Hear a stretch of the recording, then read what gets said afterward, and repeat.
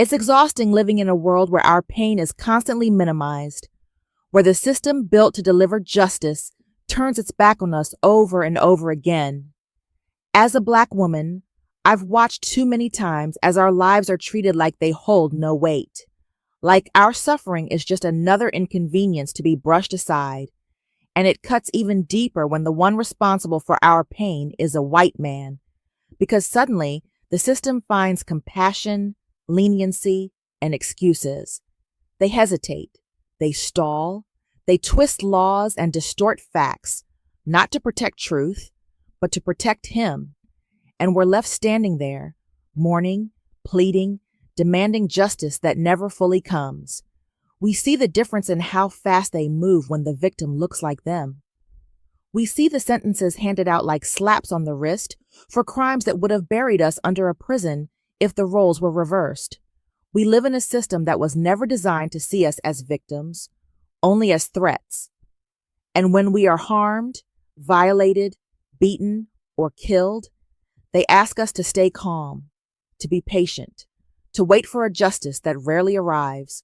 But we're not crazy for being angry. We're not bitter for being tired.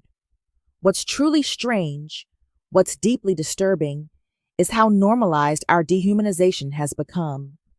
How often our stories are erased, our lives reduced to footnotes, and our deaths turned into debates. This isn't just about injustice.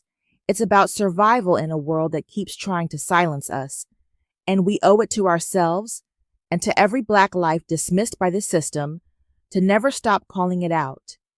Because until they are forced to see our humanity, we will remain invisible in the eyes of their law.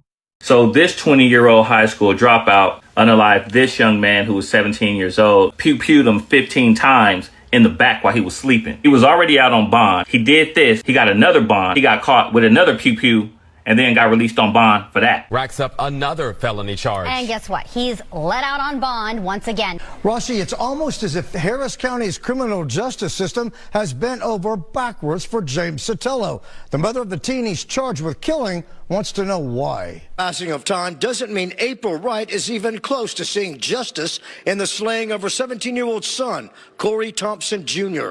20-year-old James Sotelo was out on bond when police say he killed Corey Thompson. This is a kid who shot my son in the back more than 15 times. Police say Sotelo also shot his own brother, but he survived. After 232nd Criminal District Court Judge Josh Hill lowered Sotelo's bond for murder to $100,000, he walked out of jail. While he's out on bond for murder and aggravated assault with a deadly weapon, he picks up an unlawfully carrying a weapon, a gun, charge in Montgomery County. This kid has a blatant disrespect for the law, for the court that he's going through, and he's still allowed to go home and be with his family. If you're on bond for murder and charged with having a firearm, a gun, that should be an automatic, you go back to jail. Oh, absolutely. And I would love for Josh Hill to answer the question as to why this case has come through your court. This kid has constantly been allowed to break the law and break his bond, and you haven't done anything about it.